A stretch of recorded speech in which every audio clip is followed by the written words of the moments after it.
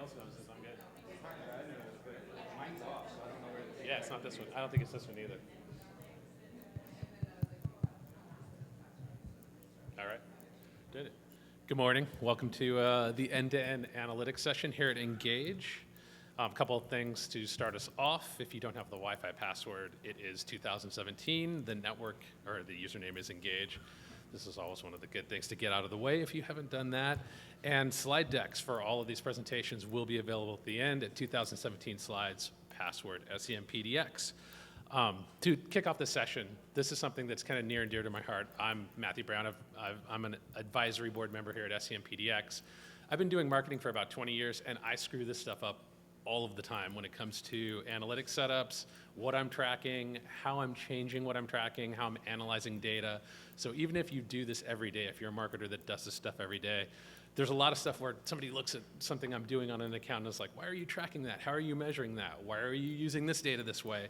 And so I always love these presentations because I'm always able to pick up a couple takeaways about how to set up your analytics, how to track content analytics versus search analytics, and then how to interpret the data and how to make sensible conclusions about it. So we've got two great speakers that will be able to kind of cover that from setup, measurement, all the way through tracking and interpreting data. And our first speaker on that topic is Kane Jamison.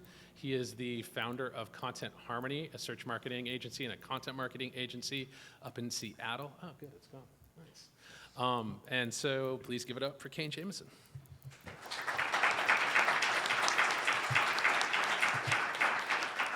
Thank you. Let's jump right in.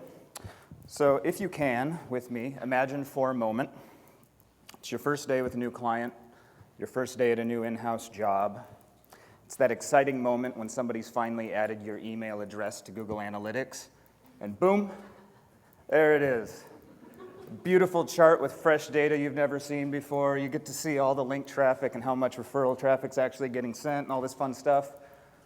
Pretty sizable number of sessions, almost 1 million over 6 or 7 months. Not bad, right? We're not starting from scratch here.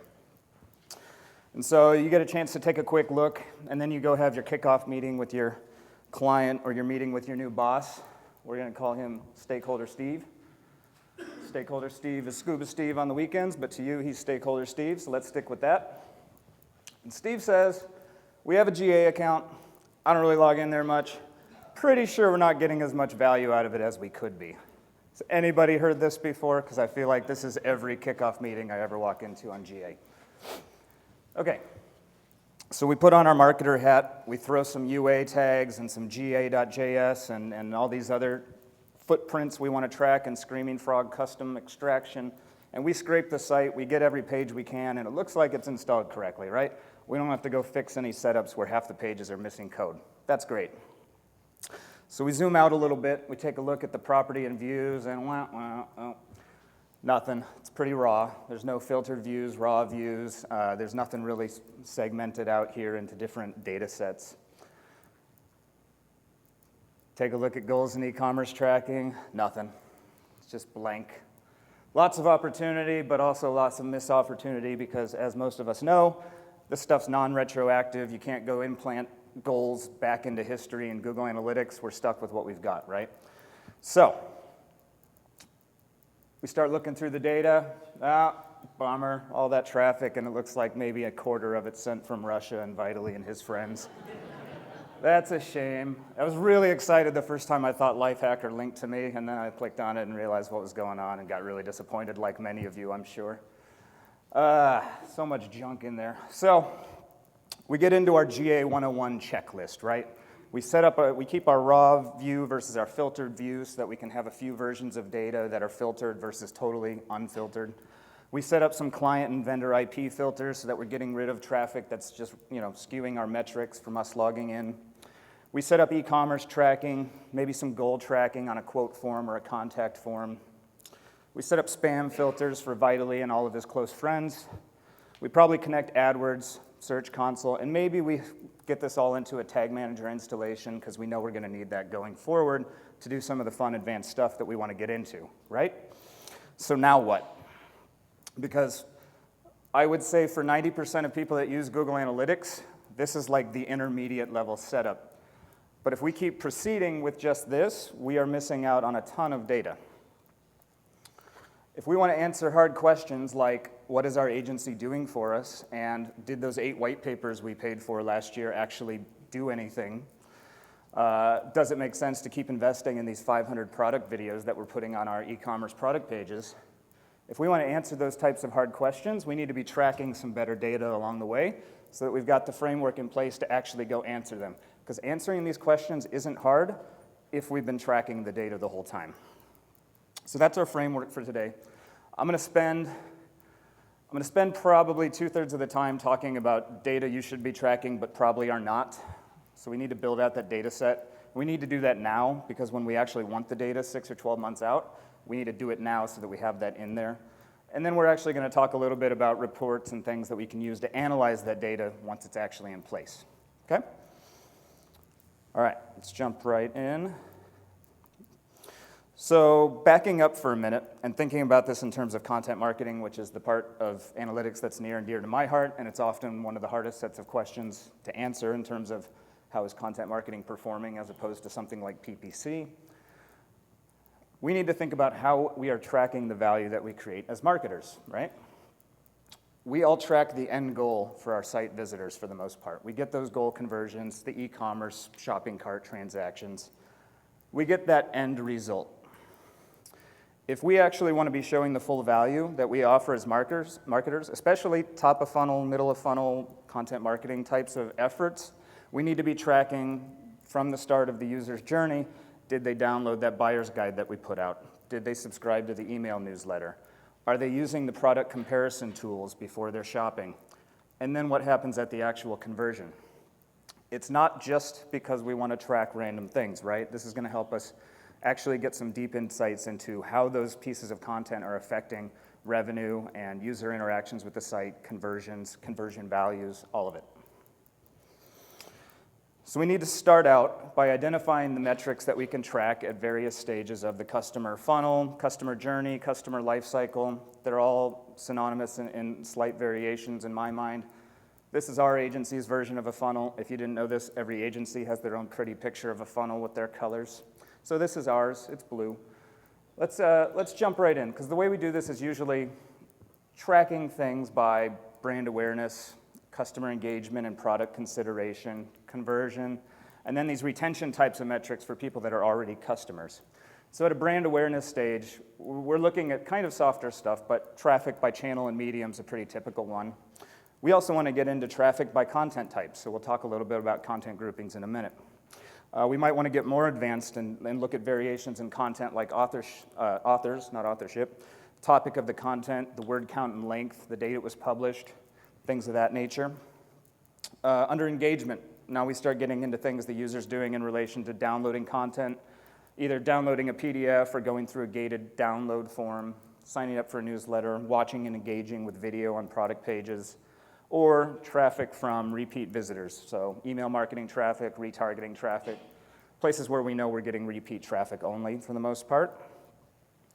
Conversion, we've got the normal types of things you'd expect depending on the business model that you're working with.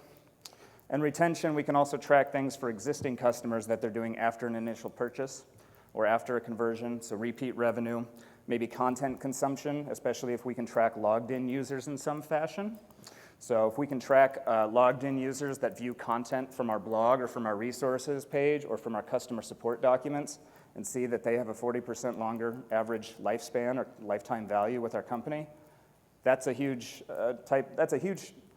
piece of information that helps us invest more in that type of content if we can show that users are using it and being better customers as a result. So we get back with Steve. Steve says, all right, I get it. Not every blog post is going to generate a sale. Can we get these folks to do anything with some sort of value? Like what actually can we be tracking here? And so, yes, Steve, there's a lot of things we can track.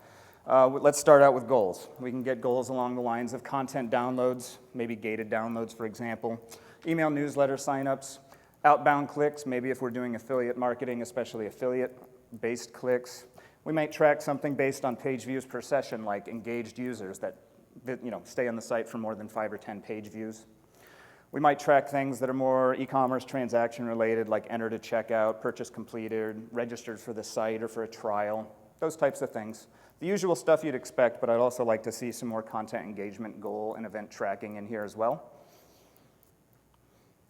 And Steve's natural reaction, like all of us, is that's great, let's track it all, but I see that there's a value slot in there. Should we be tracking a value for these things? The answer is yes, absolutely. Let me pose a question to all of you for a minute. How many of you would happily pay $1,000 to get 1,000 new email subscribers, not because you bought a list, but because they're engaged audience members that visited your site, signed up for your newsletter, and want that content from you? Good. If you're not raising your hand, I hope you're a publisher, because that's the only business model I can think of where this is not ROI positive. And email, it's a huge channel. We all know that. I don't need to go into that. But people that want updates from us, that want new product releases from us, that's hugely valuable. If you can't say $1 per email subscriber is a reasonable value, then we need to get a little bit deeper into that. But I think that's a pretty safe back-of-the-napkin type of estimate. So a lot of this will start off with that, a back-of-the-napkin type of estimate. Throwing out things in aggregate. If 1,000 people download this white paper, what is that worth to you? It's a starting place. I'm not suggesting you keep that value in place later on down the road when you can actually track an actual value of people engaging with that content. So these are some defaults that we might start off with for a client. Doesn't mean they're right for you, but I value somebody downloading that white paper at around $2. I think that person's $2 more valuable to me, and I want to reward the channel and the content that brought them in and caused that action. Reward people for an affiliate click, for a registration, for an email sign up, whatever. And later on, after we've got this back-of-the-napkin stuff done, I might not reward a value for something just generic that I want to track, like an outbound click. That might just be a goal, right? I see case studies like this, and this is where we can actually start saying, what is a goal really worth that isn't actually a transactional value? So this is a case study published on Wistia, but the company's MyBinding. If anybody happened to be at MozCon in 2012, I think Jeff McRitchie from MyBinding spoke about their video program. They've got a case study published where they observed people watching video on their site.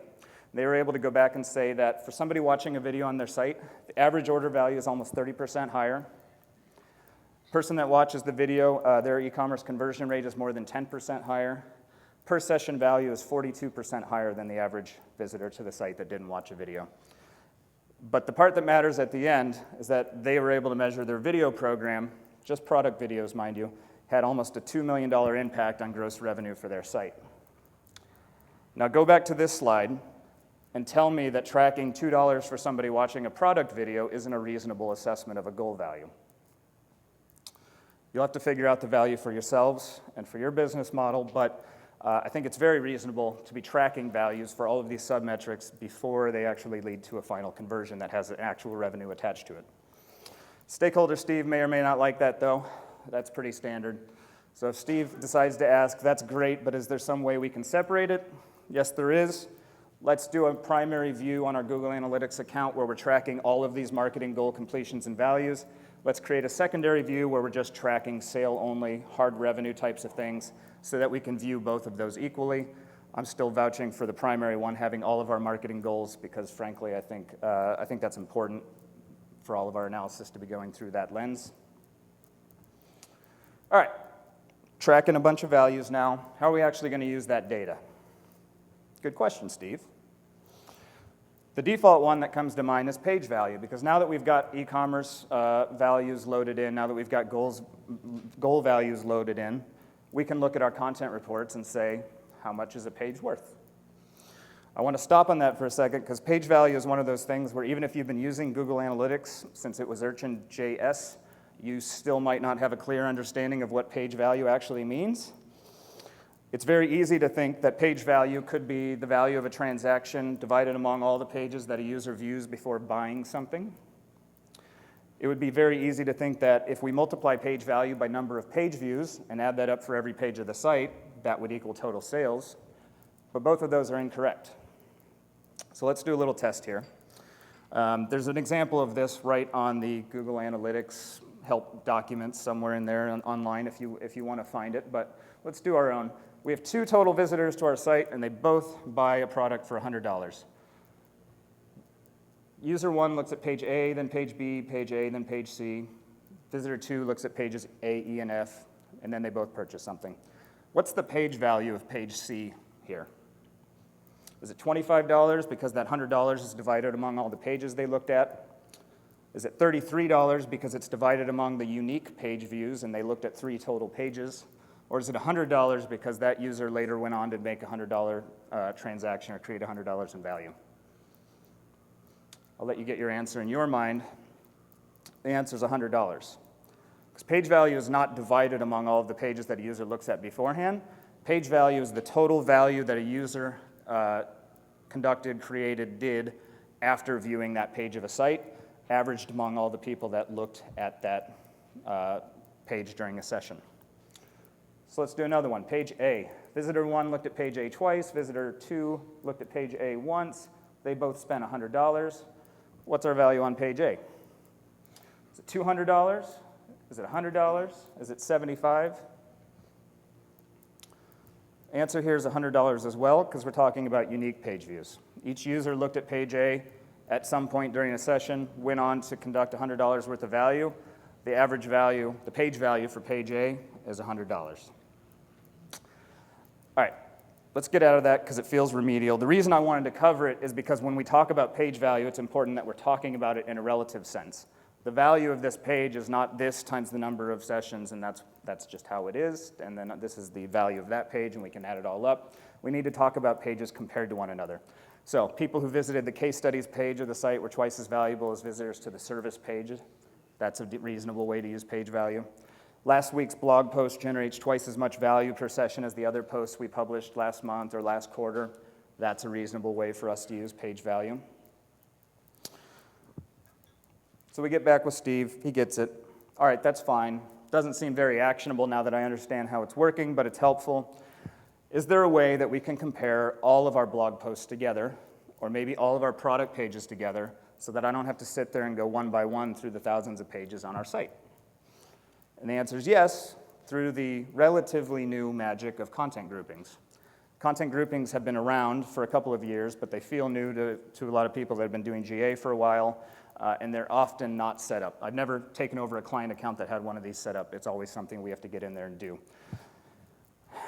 Instead of analyzing pages on our site one by one and looking at page views and page value and things like that, what content groupings allow us to do is roll those up into sections of a site.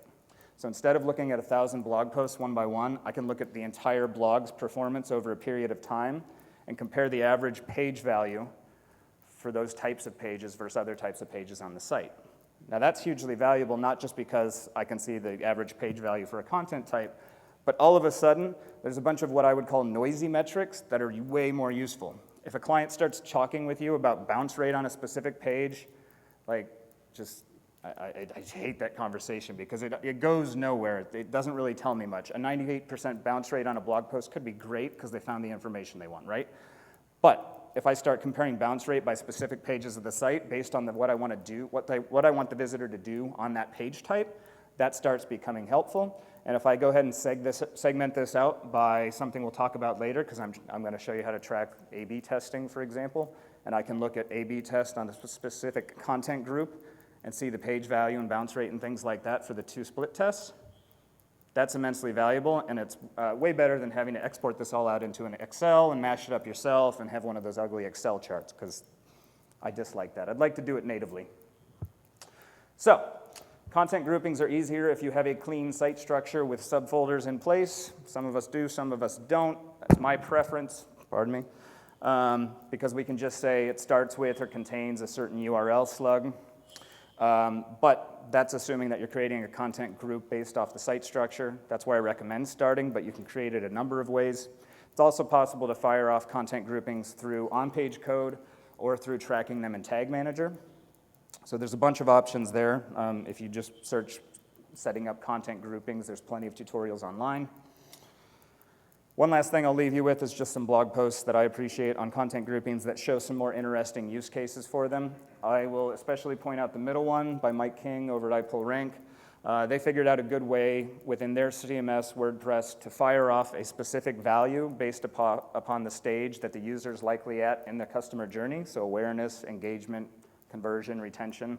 They specify the most likely user stage for every piece of content on the site.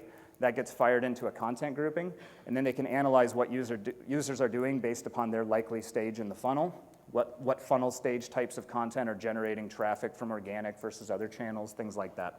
So that's a fun example I like to point to. Okay, so we're chatting with Steve. Sees the value, right? That's helpful. That's going to make it a lot easier to analyze the value of our blog content and our blog program overall, or resources that we work on. Are there any other ways to slice up this data that we're missing out on currently? The answer most likely is yes. So the next one I want to look at are custom dimensions. These also have been around a while, but also are often ignored, or they're only tracking one or two things by default that somebody set up. Not many people are setting them up proactively the way they should be. So this screenshot is from the demo account that anyone can access in Google Analytics. I don't know if it's actual data or not, but it's for their merch store for Google.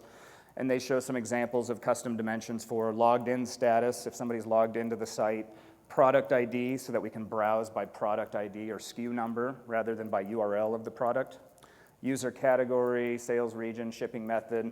Those are very e-commerce heavy or login heavy, but there's some content ones that we can do as well.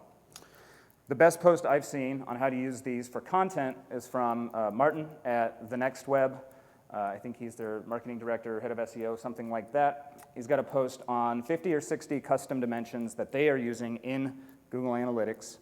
They are a large publisher, millions of page views a month. They also sell tickets to events. They have merch stores. They have various e-commerce things going on the site. So they've got a great use case for tracking all the things that GA can track. Some of the ones I want to highlight: time of day that someone's viewing a content type or a specific page on the site. We can fire that off. Tags or categories for the content. Post type, if you're familiar with WordPress, that might be page, product, category, archive, author, homepage, whatever. A/B testing, so custom dimensions. If we have somebody in a specific A/B test, regardless of the platform we're using, we can put that into a data layer for Google Tag Manager to grab, and now we can analyze people based upon which split test they were involved in on a specific section of the site. That's pretty cool. Comments on the page, whether or not it's their first visit, GA tracks that, but sometimes I think his reasoning was that he liked to have it as a dimension as well. Number of images or videos on the page, I like that, I think that's handy. Word count buckets, that one I like a lot. As marketers, we're always debating, especially as content marketers and SEOs, we're always debating short form versus long form content and things like that. So here's another blog post for you. This one's from Jeff Sauer on Moz. Title is Advanced Content Analysis in Google Analytics. He goes through a few good examples for content performance metrics that, in this case, I think he's tracking as content groupings, but it's fairly similar to the process to set them up as custom dimensions. Custom dimensions are just creating rows you can analyze in an analytics report. Same with content groupings, so they kind of work very similarly. So you can look that process up there, but what it lets you do is analyze word count by a range, 0 to 200 words, 14 to 1600 words, and we can do all the normal analysis we would do based off a section of the site or something like that. Now, this is interesting when we just look at it raw, but it gets more valuable when we look at it compared with other segments or secondary dimensions like post type, author, things of that nature. So there are tools to help you do this if you're not familiar with the process of firing off this information into GA or into a data layer and then grabbing it from Tag Manager. I don't have time to teach you how to do it today, but there's plenty of tutorials online. This is a WordPress plugin called Duracell Tomy. It won't help you with the word count feature, but it will fire off things like the content, author, post type, puts it into just a little script in the head of the page for that page view, and then Tag Manager can pull that data out after creating a macro, or whatever the word for macro is nowadays, and fire that into a custom dimension in the normal UA tag and Tag Manager. If that didn't make any sense, Google the process. There's lots of good tutorials. So as we're talking about custom dimensions, it's helpful to talk about custom metrics too. This is one definition that's kind of helpful. All this stuff we've been talking about, these custom dimensions, are ways of describing data or describing the page or the user or the session. Metrics are a way of measuring data. Another good way to visualize this is custom dimensions give you a first column that you can sort into rows. Custom metrics give you new columns that you can look at on the right side of the page. It's possible to track very similar things in both of these. For example, e-commerce ones on the example here. So you could be firing a custom dimension for a user on whether or not they got a discount on a purchase, but you could also be tracking original price for a product, displayed price, product discount value, order coupon value, and then the actual product revenue that was generated for a little bit more of an advanced e-commerce analysis there in custom metrics. So I don't have as many examples to share in custom metrics as I do on custom dimensions, but if you Google them, there are plenty of good examples out there. So we get back with Steve, he gets it. How do we use all this, right? We're tracking a lot of data now. We're getting to the point where the account is set up to a more sufficient level to actually measure some content performance. Well, Steve, it's time for part 2. Let's look at dashboards and reports. So, quick reminder, dashboards allow you to look at top performers at a glance, maybe make some cool charts. Reports are the same as almost everything in the left-hand sidebar of Google Analytics, but custom reports allow us to make our own versions and save them with shortcuts or saved custom reports, and they allow us to really get in the weeds, look at 500 or 1,000 pages like a normal GA report, whereas a dashboard is going to show us top 5, top 10, something like that. So let's share some examples. One that we really love because email acquisition and audience building is a major performance metric for us. It's just analyzing subscribers by source. And so we will filter down to an email, newsletter confirmation, goal completion, track that by source medium, also have another widget below that that tracks it by content grouping or a section of the site, alongside some normal just traffic metrics on the left. And then we'll do a month-over-month view of this dashboard, and that's our month-over-month or year-over-year performance on email acquisition, sorted by content group and traffic source. Very helpful there to show how that's performing. Another one we like is top landing pages by medium. And so we literally have a widget for each medium that we're focused on, organic search, PPC, email marketing, whatever it might be.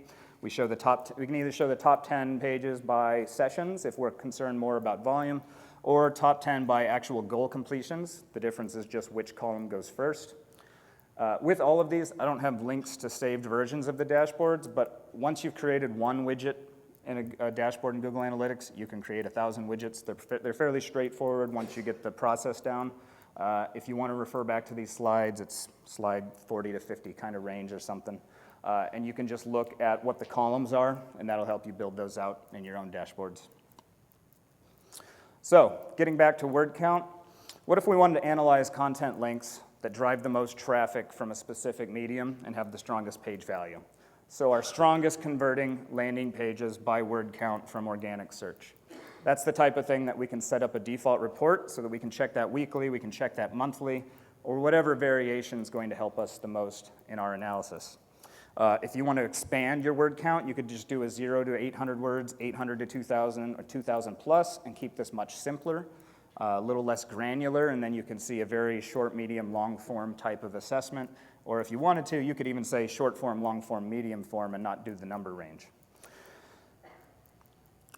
Another one I like to set up for major content assets, and I'm talking about ultimate guides and white paper resource sections of a site, things like that, is to just set up a report measuring content performance across a number of metrics for a specific section of content. So this example was set up for an ultimate guide that had 10 to 15 pages.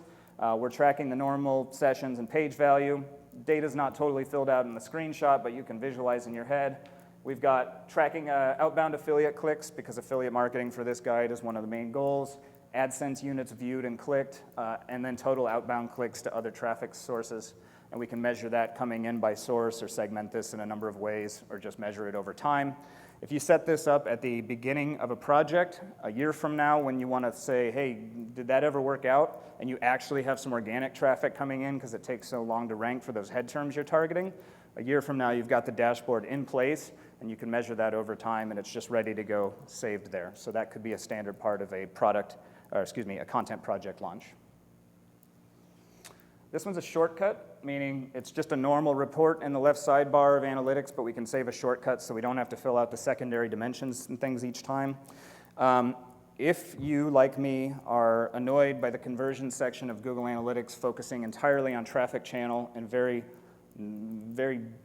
not focused on content types and things like that, this is one way to get around it by tracking things by landing page URL. So rather than saying this is organic, this is paid, we can at least track a section of the site or landing page URL that was involved in getting the final conversion and conversion value. And we could set a secondary dimension of traffic if we want to filter down further. Another variation on this is our multi-touch attribution. If somebody knows how to get multi-touch attribution viewed by content grouping, I cannot figure out how to do that. I would love for you to please tell me after this. Until then, I'll have to live with this, which is the same thing as the last page. We're looking at landing page URL, comparing last interaction against a linear attribution model for goal completions of a specific type that we want to focus on. For any of you that are concerned about attribution, that are interested in how specific content types are performing, this is one of the best ways I have found to do that. But I'm hoping there's other ways through content groupings that I just haven't found yet. So my final takeaway for you is to remember that Google Analytics will not have all of the answers to your questions. If your boss is asking something like, what is our ROI on the white papers we're publishing, there's not one single number or 2 or 3 numbers in GA that are going to tell you the exact answer to that question. You're going to need to aggregate data from a few places in analytics and aggregate data from a few places outside of analytics to get an answer to that question. Because if you generated a few 100,000 social page views on LinkedIn with your target audience for that white paper, that's not going to show up in GA as a value. I'm not saying that every impression is worth $1 or something like that, but there's a value to that many impressions, at least the replacement cost for a similar paid media campaign. If you're generating 20 links from solid domains to a content project, that value is not going to show up in Google Analytics. That's something that you're going to have to figure out a value per link or value per referring domain and get that data outside of GA. So just remember that GA is a place for us to go fetch metrics from, but it's never going to produce a final report that says, here's the clear value of what we're doing, unless the only thing you are valuing is the final conversion. And if it is, you're missing out on a lot of the value from content marketing. So, final recap, please do this right now. Set up the rest of your goals. Set up multiple content groupings on your site. Set up custom dimensions, if not some of the other more advanced things we didn't cover, like user ID and things like that.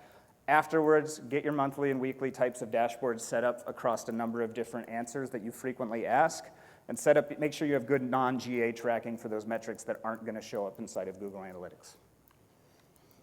Right? That's it for me. Thank you, guys.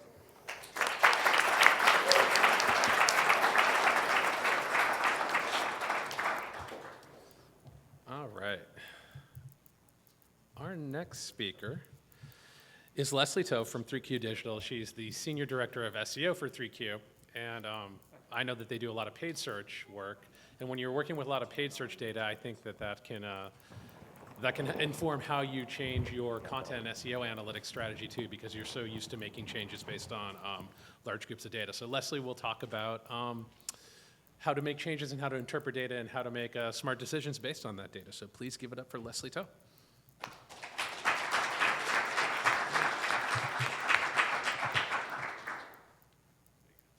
All right, I had one too many cups of coffee, so I'm going to speed through this. So I'm really sorry if you get a little lost. I'll try to slow down. So a little bit about 3Q and me. I am currently serving as the head of SEO at 3Q. We are a digital marketing agency headquartered in the Silicon Valley, but we have offices sprinkled a little bit throughout the country. I myself am based out of San Francisco. So today I want to walk you through kind of SEO at the agency level, right? Expectations versus reality. How we can actually troubleshoot with analytics and APIs in addressing some of the more commonly asked questions that we get throughout the course of a project. So analytics is a really powerful platform, and I think sometimes we just use the tool, to get the data, but we're not really leveraging it to its full capability. So, every time I kick off with a new client, this is what we expect, right? This is the expectations for the client. We're going to do some keyword research, we're going to do some on-page optimizations, and then rankings are just going to fly through the roof, and then traffic is going to grow in the exact same fashion, and then we're just going to cash in, and then we're going to repeat the process. How many times has that happened for you? Yeah, me either. Okay, this is what projects normally look like, right? We do some keyword research, we do some on-page optimizations, we see a ton of rankings fluctuations, some of which we can explain, some of which we can't, And then we see some minimal traffic growth, then we see some traffic loss. Kind of looks like this. If you're looking at this graph and you're trying to find a relationship, don't bother, I created these lines completely at random. So whatever relationships you're seeing, it's definitely accidental. So what ends up happening is I just have a lot of questions, right? A lot of the engagement is just the client asking questions and us doing our best to answer those questions. So how can we use GA to help us troubleshoot or solve our most commonly asked SEO questions? So things we'll be leveraging this session, just GA standard and custom reporting, GA API via Google Sheets, and Google Search Console API in Google Sheets. I know that every time I talk to someone about accessing analytics or search analytics through the API, there's this fear in their eyes that they're like, this is going to be over my head. But there is a plugin for Sheets that really simplifies the process, and I really want to encourage all of you to check it out. Oh, and a data visualization tool, whatever tool you like. You can use Excel. So why is my organic traffic down XX%, right? That's probably the most commonly asked question, which is funny because a client never asks me why organic traffic is up XX%, because then I could just say because we're awesome. But no, this is the question I get instead. So we want to start by collecting our data. We want to avoid sampling by using the default channels report. We're going to collect 3 years worth of day-over-day traffic. Now, before you start questioning, that's too much data. We'll get into why in a little bit. And then we're going to collect 3 years worth of month-over-month landing page data. And the two metrics that we care about most right now is sessions and percent new sessions. So to prove to you that there's no sampling, this is a default channels grouping report. All I did is I went to acquisition, all traffic into channels. I clicked on organic search. And check it out. It's not sampled. And this is, I believe, over a full year's time span. And this client, I think, averages between 7 to 10 million sessions a month. So if this client can get unsampled data over 12 months, you can too. We're going to make sure that the report is toggled today. This is the default, but just in case you were digging around a little bit earlier, we want to make sure that's toggled today. We're going to make sure that the toggle is to sessions, and then we're going to export. This is what your export looks like. I don't really care about the first 20 rows. This is the section we care about. You'll see that there is a day index. It gives you day-over-day traffic, and if you scroll through to the bottom, you'll get pretty much every single date for that date range. We're going to repeat the process with percent new sessions, and then we're going to collate all of this data, and then we're going to pivot. So you'll notice that there's an extra column. It's just new sessions. I took percent new sessions, multiplied by sessions, got new sessions as a static number, and then I subtracted sessions from new sessions from sessions, and then got returning. So I'm going to take this data, and you want to splice it new versus returning. Why? Because it's important for us to understand, are we having an acquisition problem or are we having a retention problem, right? Because depending on which of those problems you're having, you're going to have a different way to address your issues. So you'll see that this is basically the start is September 2015, and at the bottom is October 2015, right? Something happened to the client's site between this time period that just completely tanked returning sessions. This is where the day-over-day data really comes into play. You'll notice that I can track down to the specific day when an implementation went wrong. I know that on October 13th, 2015, returning sessions tanked. New sessions kind of spiked over the same time period, so there's something that's happening on the site that's really messing with our data. Next, so keep October 13th, 2015 in mind as we go over to month-over-month landing page data. Now, unlike traffic data, I'm not going to have you pull landing page data over a day-over-day period because that would be absolutely ridiculous. And I don't think that the extra value you'll get from pulling that data day-over-day really accommodates the benefit that you're getting, right? At the month-over-month level, you're still going to get the same level of granularity you really need to do some diagnosing. So this is what the analytics API sheets looks like, or accessing the API via Google Sheets looks like. The nice thing is I can pull multiple months at the same time. So they're just separate columns, and instead of going into the GA UI, going to a single month, going down to the bottom, scrolling to 5,000 pages, export, and repeat this process until your mind goes numb, I can pull this report, I can pull 7 reports all at the same time, and it takes minutes. The only thing that you'll need to remember is that you have to pull your view profile ID number. You can get that by going into admin view settings, and it should be the very first thing in that section. And then once you pull the data, this is what it'll look like. The first thing you want to make sure that you're doing is that the total number of results found versus the total results showed are exactly the same. If the total results found and the results shown is not the same, then we want to shrink our time frame so you can get all of the data that's available. Otherwise, you're only going to be looking at most the top 10,000 pages that are available. And then the next thing is whether or not it contains sampled data. The reason why we're accessing the API is so that we can get around sampling.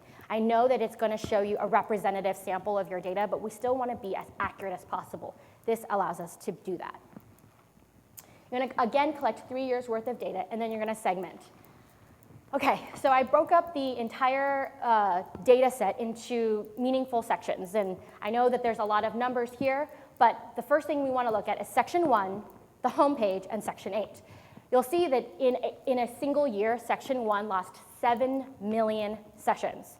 And then Section 8, in a year, lost 30 million sessions. So something happened. Someone screwed up, and we don't know why. I don't know very many brands out there that can recover from a 30 million session loss in a single year. So what happened? So I pivoted the data, I plotted the data, and I am, whoa, there's a slide missing. Oh no. There's a slide missing. Okay, so I graphed the data, home page versus Section 8, and I splice it by new versus returning, right? That's the data that we were looking at. You'll see that the content trends line up almost exactly with the timeline that we established when we pulled day-over-day data, right? So we know what happened. We need to get into why it happened. Knowing what happened helps us identify why something happened. So at least we know where to look, right? I pulled all of the URLs from Section 1 and found that every single one of them 404'd. The client just decided to take down this entire directory, and instead of redirecting it, they just decided to just get rid of it. And when we actually looked at the link equity, this is also the most highly linked to content on the entire website. So that's how we lost 7 million sessions. Next, what about Section 8, right? What could you possibly do to 2 sections of the site that would completely switch the way that data is collected?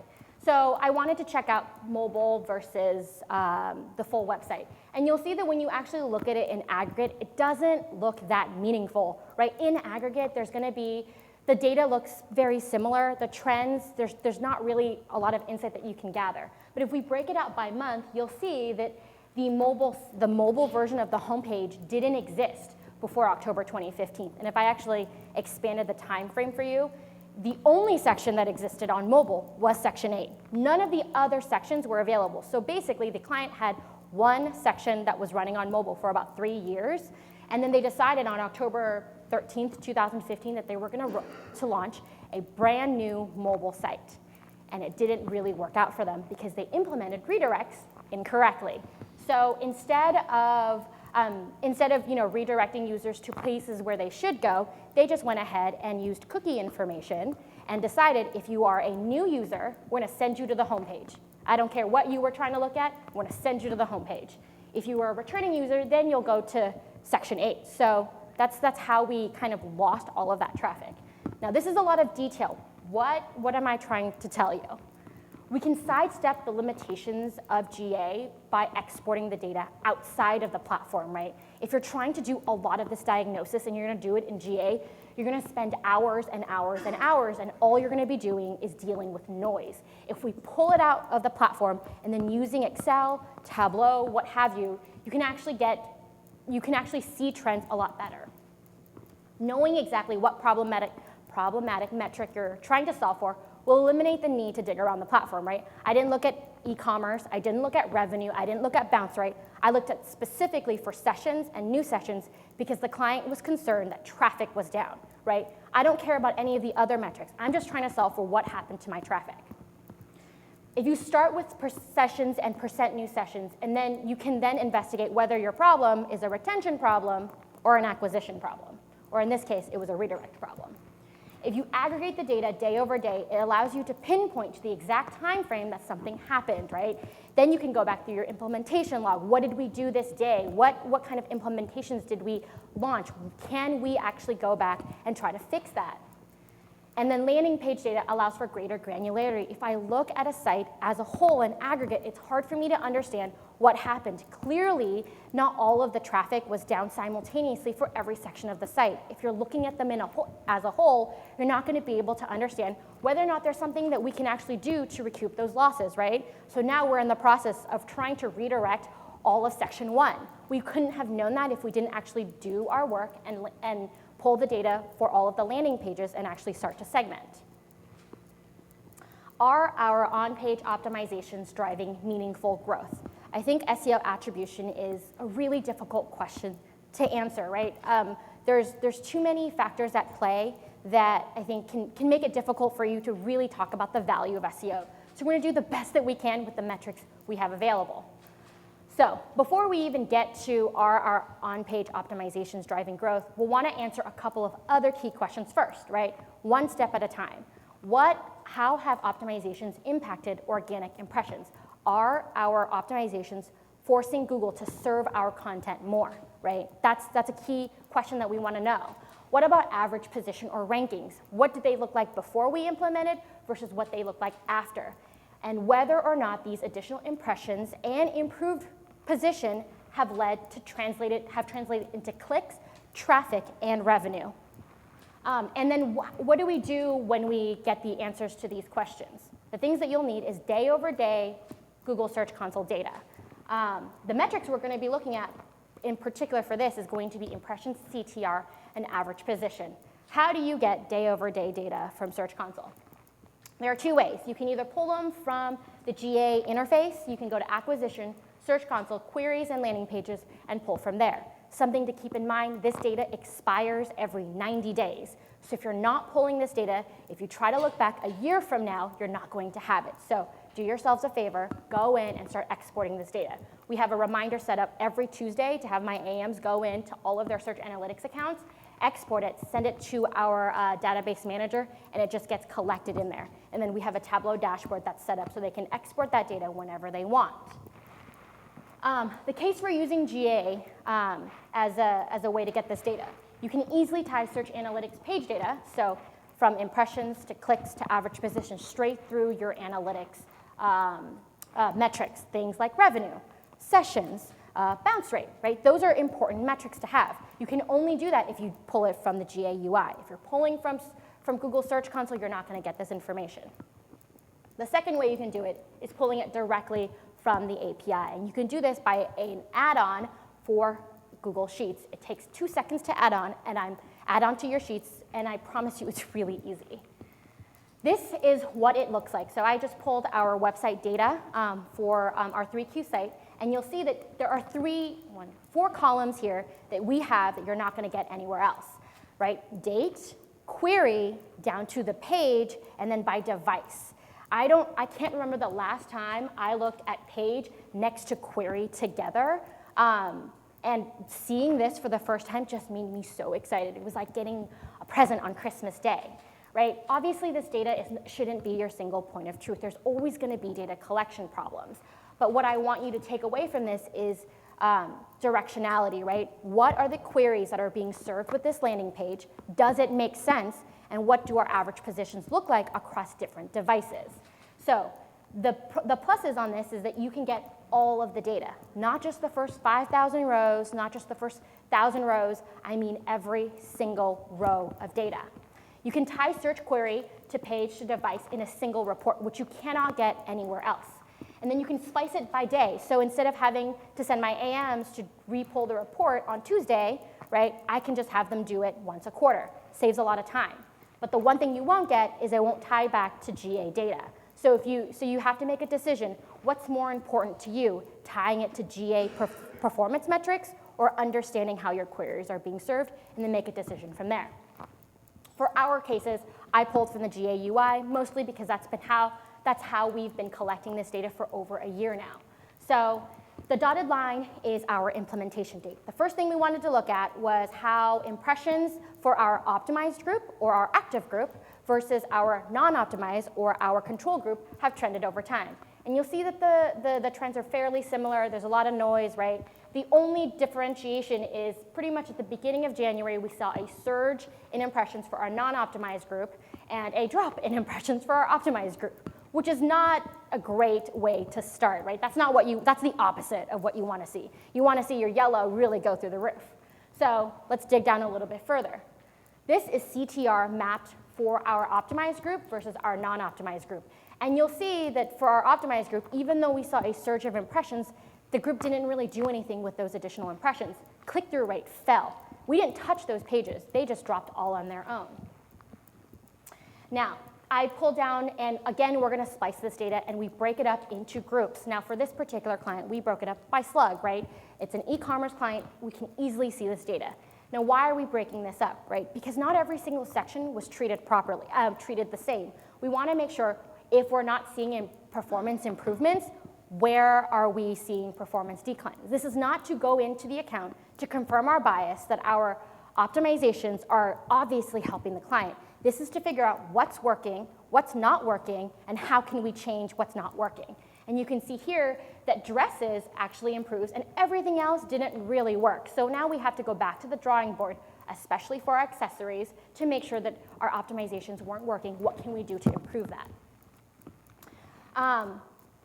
So I wanted to make sure that there was no seasonality at play. At around, right, going in from November to January, you're going to have a ton of seasonality, and we don't want that to cloud our data. So I plotted our highest categories, and you'll see that our non-optimized group saw a very similar trend to our dresses group.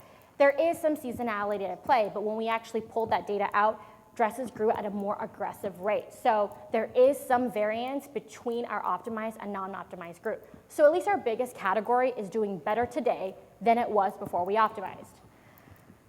So how have optimizations impacted organic impressions?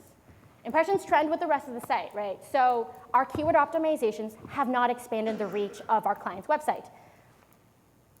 What about average position? There are mixed results. Dresses are doing better, accessories and tops are down, and there's too much volatility for bottoms for us to make a clear assessment. We're going to let that data collect for a couple of more weeks before we make a change. And traffic for dresses is up, some of it due to seasonality, but the gains are real. CTR and average position are up and have been up for the last 6 to 8 weeks. So how do we proceed from here, right? We're going to revisit optimizations for accessories and tops. Those aren't working. We're going to scrap everything that we did and start over. Give bottoms a few more weeks to collect data. So our on-page optimizations working? Kind of, which is better than no.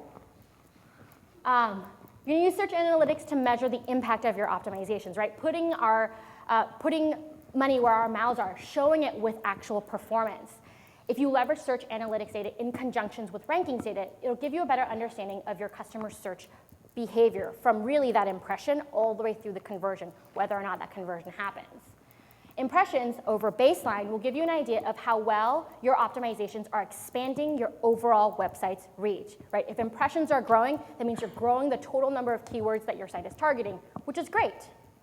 Average position over baseline will give you an idea if optimizations are improving your search real estate. Doesn't matter if you're growing impressions and your search real estate stays at the very bottom of the page. You're not getting anywhere. CTR over baseline will let you know if your descriptions and your titles are resonating with your core customer. All of these have to work together for you to show that your SEO optimizations are working. If impressions aren't growing, you got to revisit your keyword strategy. It's not working. I don't care how much longer you're going to let your data collect. If your impressions aren't growing, it's not working. If average position isn't growing, but impressions are, then you have to revisit your on-page optimizations, right? It's not improving your search real estate. If your CTR isn't improving, then you have to consider rewriting your descriptions. You know, is having a call to action more valuable than appealing to the customer's emotional appeal? That's for you to decide, but the data will tell you which direction at least it isn't working. How much organic opportunity are we really losing on mobile, especially with the mobile first index that's coming out, right? We have to make this decision now. There are a lot of brands out there that They know that mobile is a big nebulous opportunity. They don't really know how much they're losing, how we can capitalize. And I think a lot of the argument against optimizing for mobile is there's not a lot of purchasing intent, so why would I optimize for mobile anyway? I purchase on my phone all of the time on Amazon because they make it easy. So if Amazon can do it, then a lot of retailers can do it if you can actually make your mobile experience an easy one. But how can we determine if mobile is doing really poorly? Regardless of your mobile configuration, right, we want to make sure that we understand the difference between our organic mobile traffic and our organic desktop performance, right? We're trying to understand how do rankings compare on desktop to mobile? Well, how is CTR impacted if there is a difference in our average position? What is the quality of that traffic? Is mobile quality inherently worse than desktop quality? If it is, then there's no point, right? That mobile user isn't going to convert anyway. And if we're not on responsive yet, is it time we made the move? Responsive is the industry best practice, but not everybody goes with it. Is it time that we made the move? The things that you'll need is Google Analytics custom reporting and search analytics data. I like custom reports not because standard reporting isn't great, but it allows me to cut out the noise. It lets me focus on the metrics and the dimensions that I care about, so I'm not bothered with this extra stuff on the side, so I can just focus on performance. We want to pull sessions because traffic is an important metric, percent new sessions to understand acquisition, e-commerce metrics like e-commerce conversion rate and average order value to understand the value of your customer, right? How often are your customers buying? How much are they buying and how much are they spending? And bounce rate. And bounce rate is not a great metric, but it at least gets us in the door to understand, okay, are these users inherently worse right from the get-go? So we're going to compare percent new sessions to bounce rate. And for this particular client, you'll see that percent new sessions, so acquisition trends are very similar across all devices, mobile, desktop, and tablet.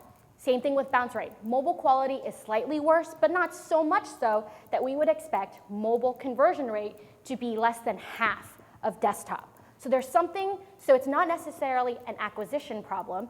It's not necessarily that mobile is acquiring users that aren't qualified to be on our site.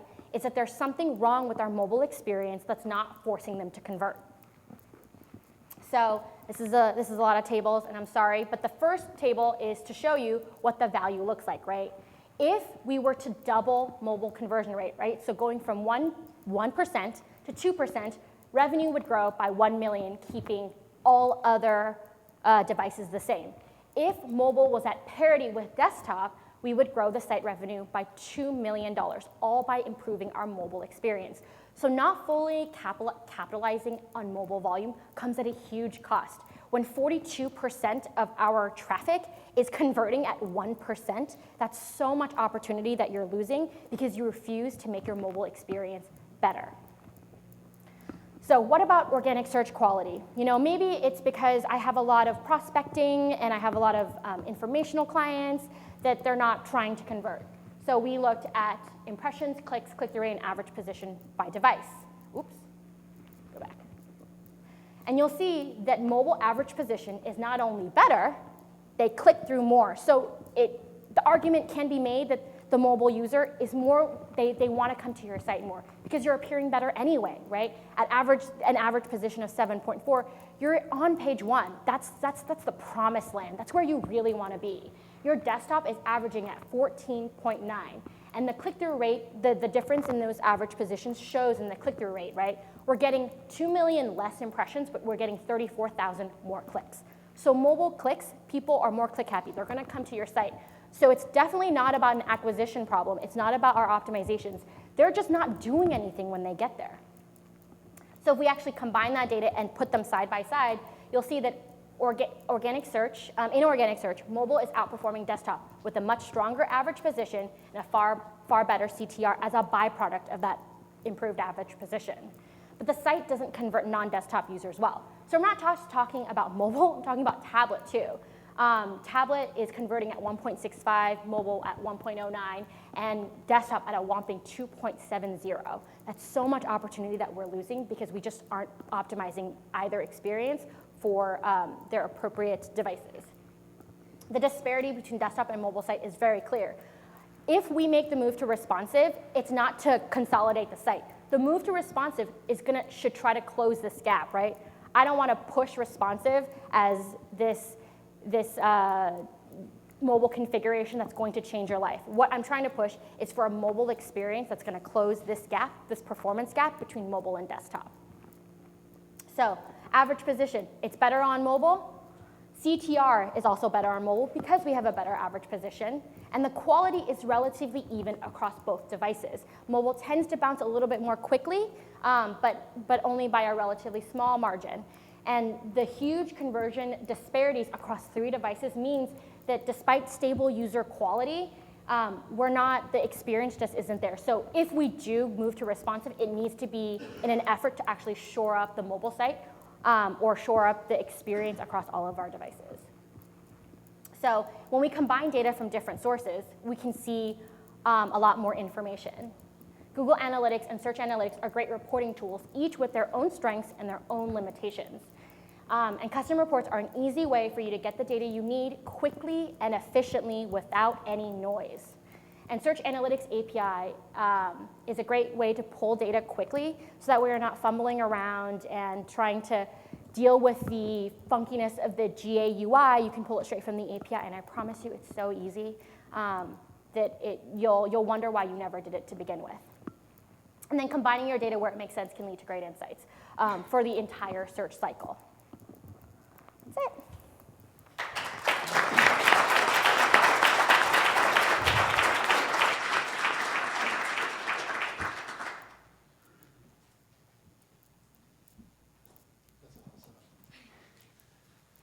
All right, we have time for questions. Did I finish at 30? And we have a microphone in the back of the room in case if you want to raise your hand, we can bring the mic back to you. One thing that I have a question about, so I'll start it off, is when you're pulling that 90 days worth of rotating Search Console data that you're getting out of Google Search Console, when you do comparative, if you're presenting it to a client, like some of that data that comes through has disparities with Google Analytics. Yes. And so I get that a lot where it's like, oh, you're showing me this data, but we went and pulled that from Google Analytics and a click is different or the impressions are different or the state is different. How do you account for that or how do you present that? Do you present both sides of the equation or do you mix the data up? If I'm pulling from the API, I try to stick just to the API data. So whatever disparities I see, they're contained within that platform and try not to transcend the reports. So even if you pull from GA and you go to landing pages and you look at impressions and then you flip within the same interface to queries, the impression share is completely different. So, as long as you contain it and make sure that you're consistent every time, any flaws in that reporting structure is going to be maintained, right? Again, it's not the number that you care about, it's the trend, right? Are we trending upwards? Are we trending downwards? That's what we care about. I don't care that we're showing 22 million times. Who knows if that's accurate? But if we're showing, 12 million times last year, but 22 million times this year, even if the data collection is a little bit flawed, there's no way that we got 10 million impressions by accident. Right. The trending is still valid. The trend is still valid. Yes. Yeah. Yes. Yes. Sorry. Are there tools to automate that Google Sheets report pulling so you don't have to manually go in there once a month or whatever and do that? Is there a Zapier or some kind of tool that says, I'm going to create that report, and when I open it up a year from now, I'm going to have all the data that I wanted all that time? I know that for GA via Sheets, there is a recurring scheduling, so that way you can pull every Sunday or whenever you want to pull. For Search Console, it's relatively new. I know there's a backup functionality, but I haven't found a way to schedule it yet. But we just have a reminder at the end of every quarter. Since you can pull all 90 days anyway, it takes a couple of minutes and it aggregates and then we dump it into our database. But I don't know. Yeah, there was a post on, I think it was Moz or Search Engine Land in regards to a script in Google Sheets to pull directly from Search Console. So we set that up for sites and it'll pull every 30 days and it auto-gens a new tab for the month prior. And I think it grabs the same stuff you're talking about in terms of number of results, 5,000 rows or whatever the cutoff is, but it's coming through Search Console. It's not the GA filtered version. So I'm guessing you could simply set up that report, set it to 5,000 rows, and set up your 6-month email for an XLS or a CSV attachment, and set that up once every 6 months or something to that effect too. Yeah. I mean, I'm sure there's a script to automate it, but it's not native to the API integration that currently exists. Right. Not that I know of. I think if you look at SEO tools for Excel, like the ramp-up time, the learning curve on it can be steep, but they pull from all those sources, and I think there's scripting in there that will automate that call to the Search Analytics API. You might look at that too. If you don't mind me chiming in, for a tool, if you're interested in pulling report data and automating some of those processes with emails, notifications, things like that, something that is cost-effective.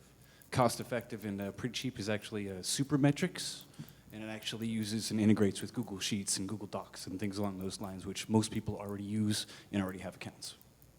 And they've got integrations with multiple different data sources, all sorts of different data sources for APIs, everything from analytics to what,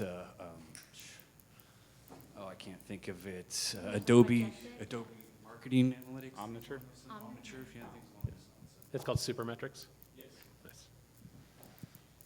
Data Studio's also moved up quite a bit recently from Google. When you're using Google Search Console data to try and evaluate the impact of on-page optimizations, I noticed it looked like you were looking at groupings of pages, sort of content groupings like Kane was talking about inside of Google Analytics. Do you think it's effective to look at those on a smaller basis, or do you really need to look at groups of pages rather than individual pages? For what purpose? Yeah, I think it depends what you're trying to ascertain. We looked at it at a group so that we can understand in aggregate what's not doing the best, and then we drill down from there.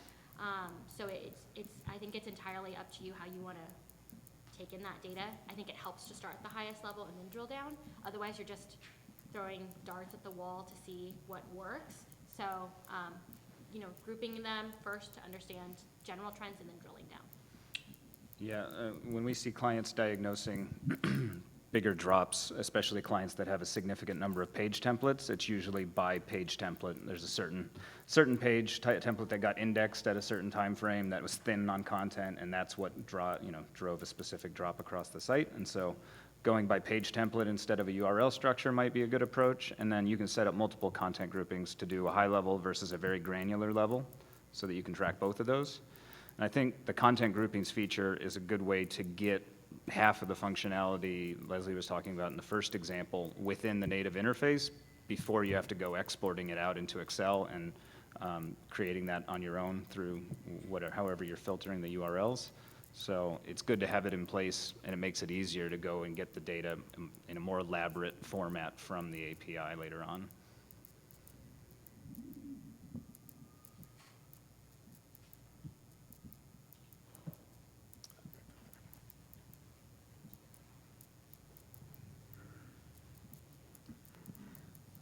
Yeah, this question's, I guess, kind of for both of you, but I work for a pretty small marketing agency, and we really only have like 2 people that are focused in exclusively on analytics. So, in terms of our resources, I don't feel like we have enough to really drill into all of the nitty-gritty in terms of tracking.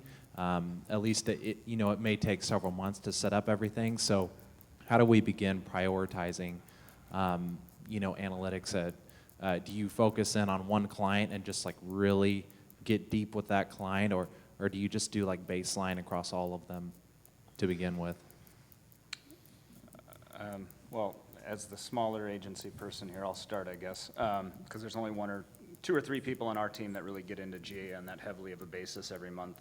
For me, it's as soon as we get access to the account, start getting the right data in there. I mean, obviously we need to go through the process of figuring out the right framework for that client, but for an e-commerce client, it's going to be pretty similar to another e-commerce client. So checklist that, get the process as quick as possible so that your team can get in there and spend 5 hours doing the core setup and then a few other hours doing whatever additional setup is custom for that company. And then once that data's in there, for me, that's when, reports and things, I'm templating those across clients and business models, and then doing slight customizations. Like almost all of our core reporting each month, it just comes out of a standardized dashboard, and we have an e-commerce version, we have a SaaS version depending on the client type that it's going to. So put in the work up front to standardize it across the types of businesses you're working on, and then try and replicate that across 1, 2, 3 client categories, and that's the easiest way to keep it going for us. What he said.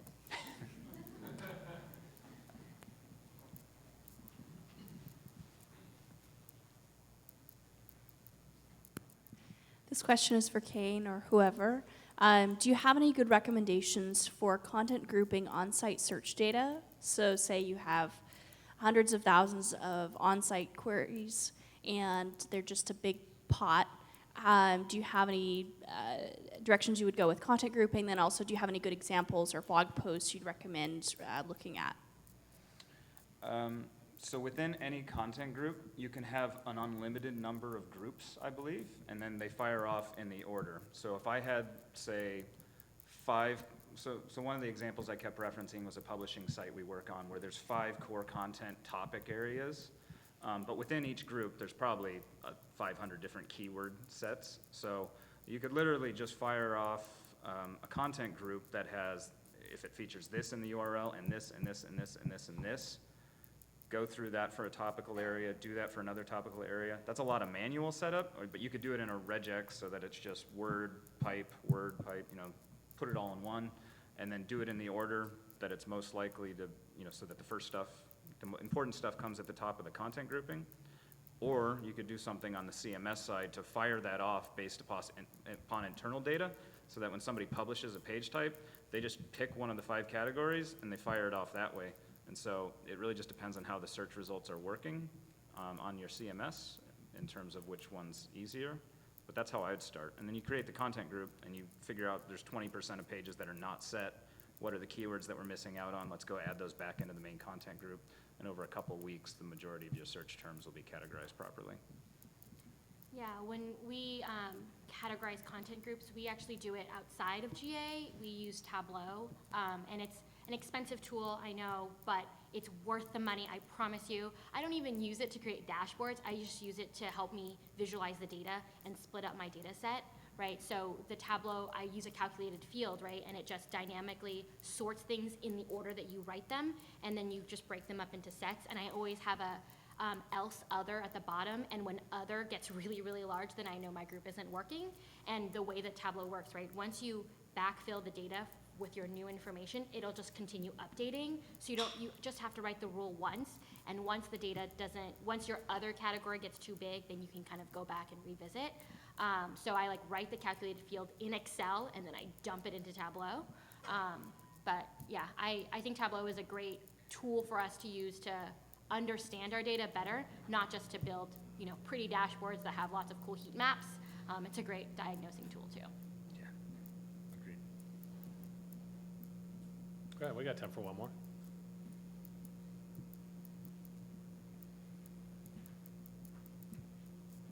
So I haven't been focusing on SEO as much in my new job, so I may be a little out of touch with the time, but I know that search queries, the not provided information was a huge problem, that we were losing that data, and people were talking about using webmaster tools to try to get that, and you had to capture that manually each month. So I guess the first part of the question is there anything about the Search Console that's resolving the data not provided issue with queries? And then the second one is, if it is, then is Webmaster Tools still the place to go to try to get that query data, and is there a way to automate that? Yes, for now. There is a not set when you go to Search Console data. That's all the keywords that Google just doesn't want to give you. And I would expect in 2 years that will become at the same level as not provided, but at least we have query data for now within Search Console. And I think it's, right, again, it's not necessarily the traffic that you're trying to see, it's the understanding how queries are served against landing pages that I think is important. And I don't, you know, I think you can write a script to automate it, but there's nothing native within either GA or Search Console that lets you get that data, primarily because there's at least a 2-day lag from the time that Google gets that data to the time they publish it. So it's that 2-day lag that makes scheduling really hard, right? Whereas with GA data, at the start of the next business day, we just have an email report that automatically sends to our ingestion engine, takes that data, dumps into our database. GA data makes it easy because it gets published within 24 hours. The 2-day lag makes it hard for me to schedule a report that goes 2 days back. So I think it's the issue with the 2-day lag that makes it difficult. Yeah, there's a lot of people that have problems with Search Console data. I'm not the one to say whether they're right or wrong. I've seen great examples of both. My preference, if you're doing something like that and trying to align the traffic from specific keywords, is to pull all the Search Console data, align it by page, pull all that data from a public-facing rank version like SEMrush or Ahrefs, and align that too, so that you've got 2 separate data points for what keywords might be sending traffic. And that's not the kind of thing that you're going to do month after month, but if you're doing one big analysis or you're constraining it to a section of the site, multiple data sources showing which traffic's likely driving, or which keywords are likely driving the traffic is how I would do it. You'll see some overlap there, and that's good. Yeah. Yeah. You can get some good data out of that. Yeah. Cool. One more round of applause for the speakers.